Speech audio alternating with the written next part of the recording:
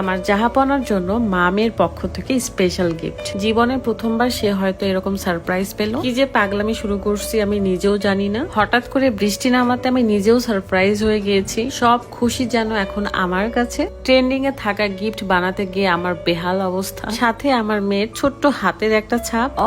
So cute. রিমঝিমে ধারাতে চায় মন হারাতে, রিমঝিমে ধারাতে চায় মন হারাতে, এই ভালোবাসাতে।